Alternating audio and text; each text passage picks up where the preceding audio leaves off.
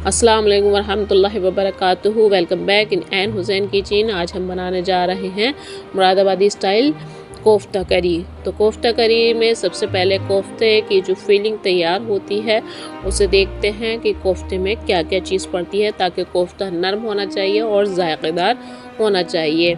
तो कोफ्ते में सबसे पहले पड़ेगा नमक, और ये सुर्ख लाल मिर्च है, साबुत हैं, और काली मिर्च लौंग है, और ज़ीरा पड़ेगा जो आधा टीस्पून है। और इसी तरीक़े से ये एक बड़ा अदद प्याज है, और इसमें 1 घंटी लहसुन की है, और 1 इंच उसका अदरक का टुकड़ा है जो हमने पीस के रख लिया है। ये 4 पत्ते तेज़पात के हैं जो खुशबू के लिए जाएंगे। बस इसके अलावा जो सामान रह गया है वो मैं आपको दिखाती हूँ कि जो कोफ्तों के अंदर हम डालते हैं वो है खसखस मेन, जिससे कि खसखस में से जायका भी आता है, और उसके अंदर एक जो बंधन सा होता है कोफ्ते के अंदर वो खसखस से आता है। एक प्याज लेंगे हम मीडियम साइज़ की, और ये मीडियम साइज़ की प्याज इसलिए ली जाती है कि कोफ्ते के अंदर जो नरमी आती है वो प्याज के वजह से ही आती है। तो चलिए स्टार्ट करते हैं। हम इन सब चीज़ों को कट करके आपस में, और फिर उसके बाद में कीमे के साथ में इन सब को हम ब्लेंड कर लेंगे, एक सार कर लेंगे, और बहुत बारीक करके कीमा तैयार करेंगे। फिर आपको दिखाते हैं कि कीमा किस तरीके से तैयार होता है।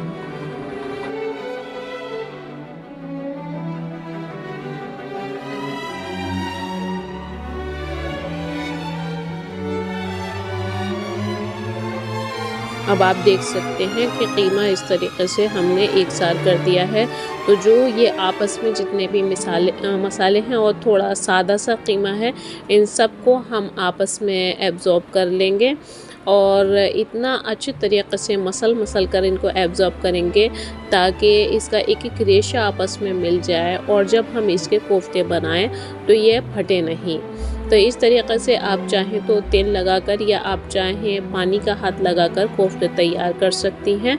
और लेकिन इसका सबसे ख़ास बात यह है कि आपस में सब मसाले और सारा गोश्त का रेशा सब आपस में बहुत अच्छे तरीक़े से मिल जाना चाहिए। तो देखिए ये आपस में मिल चुका है। अब हम एक हांडी लेंगे, और हांडी के अंदर हम डालेंगे जो हमने अदरक लहसुन प्याज का पेस्ट पीस के रखा हुआ था वो डालेंगे, और उसके ऊपर से इतना ही डबल पानी डालेंगे। जितना हमने ये बर्तन में भर के लिया हुआ था मसाला, उसी बर्तन से हम 2 बार इसमें पानी शामिल करेंगे, और पानी शामिल करने के बाद में हम इसके ऊपर सूखे पाउडर मसाले शामिल करेंगे। तो सूखे पाउडर जो मसाले हैं उनमें हम हल्दी, धनिया और मिर्ची शामिल करेंगे। तो सबसे पहले शामिल करेंगे हम इसमें मिर्चें।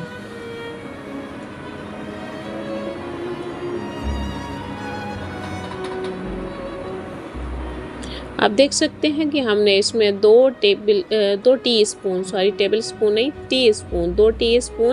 लाल तेज़ मिर्च शामिल की है, और इसी तरीक़े से हमने इसके अंदर 1.5 टीस्पून धनिया पाउडर शामिल किया है, और इसी के साथ ही साथ हम इसमें हल्दी शामिल करेंगे। तो हल्दी थोड़ा इसमें कलर के हिसाब से थोड़ा सा ज़्यादा जाएगी, तो हम इसमें हल्दी 2 टीस्पून शामिल करेंगे।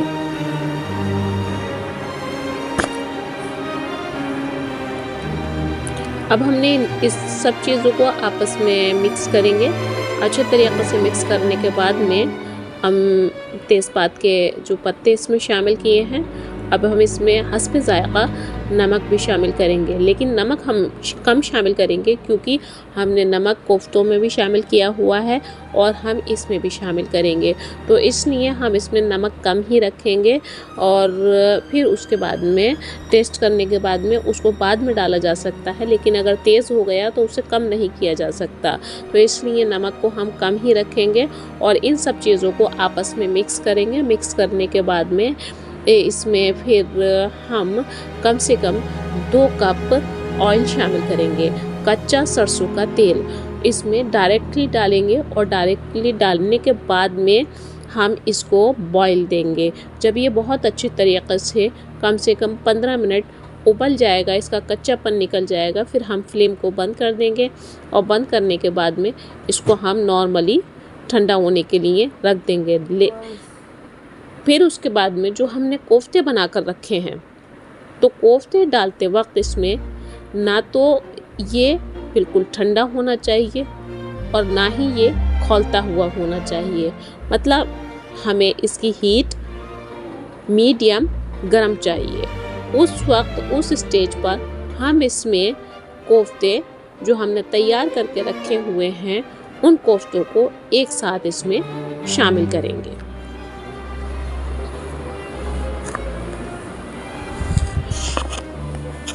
तो उधर हमारी ग्रेवी तैयार हो रही है, इधर हम कोफ्ते तैयार कर रहे हैं।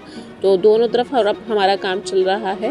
उम्मीद है कि आपको ये काम हमारा ज़रूर पसंद आएगा और इस डिश को बनाकर ज़रूर देखिएगा। ये मुरादाबादी कोफ्ते हैं जो हमारी अम्मी बनाया करती हैं हमारे अपने घर पर, तो हमें ये आता है, इसलिए इसको ट्राई ज़रूर करिएगा और ट्राई करके कमेंट्स बॉक्स में ज़रूर बताइएगा कि आपको ये रेसिपी कैसी लगती है। तो चलिए स्टार्ट करते हैं। अब हमारे जो ग्रेवी हमने तैयार की है वो मीडियम हॉट हो चुकी है। अब हम उस ग्रेवी में कोफ्तों को शामिल करेंगे और शामिल करने के बाद में 2-3 मिनट के लिए हम ऐसे ही छोड़ देंगे। जब 2-3 मिनट हो जाएंगे तो 2-3 मिनट हो जाने के बाद में फिर हम उसको बहुत स्लो हीट पर रखेंगे। जब कम से कम 5 मिनट तक हम स्लो हीट पर रखेंगे और हम ये देख लेंगे कि हमारे जो कोफ्ते हैं वो फटे नहीं हैं और पूरी तरीक़े से सेफ़ हैं, तो उसके बाद में हम उसको मीडियम हीट करेंगे। और मीडियम हीट करने के बाद में जब उसमें बॉयल आने लगेगा अच्छी तरीक़े से, तब हम उसमें हीट को और बढ़ाएंगे फुल फ्लेम पर। फिर उसका पानी खुश्क करेंगे। पानी खुश्क करने के बाद में हम उसको फिर भुनाई शुरू करेंगे। फिर हम भुनाई करके दिखाते हैं आपको कि इसका क्या होता है। आप देख सकते हैं कि कोफ्तों में उबाल आ चुका है और कोफ्ते भी अपनी जगह पर सेफ हैं।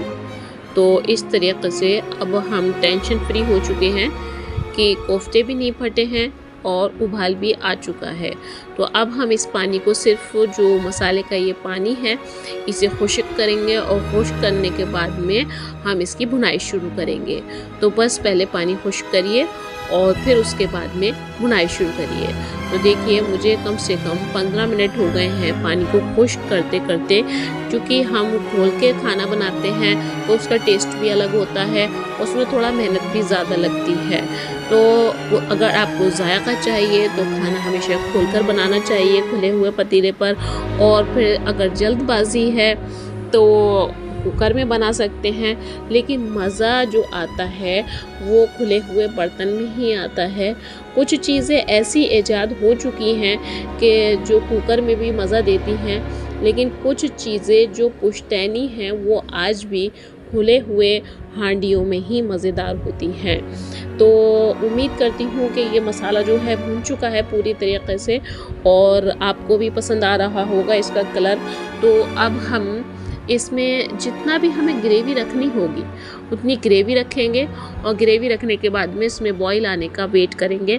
और अगर आपको मेरी वीडियो पसंद आए तो ज़रूर लाइक ज़रूर करिएगा।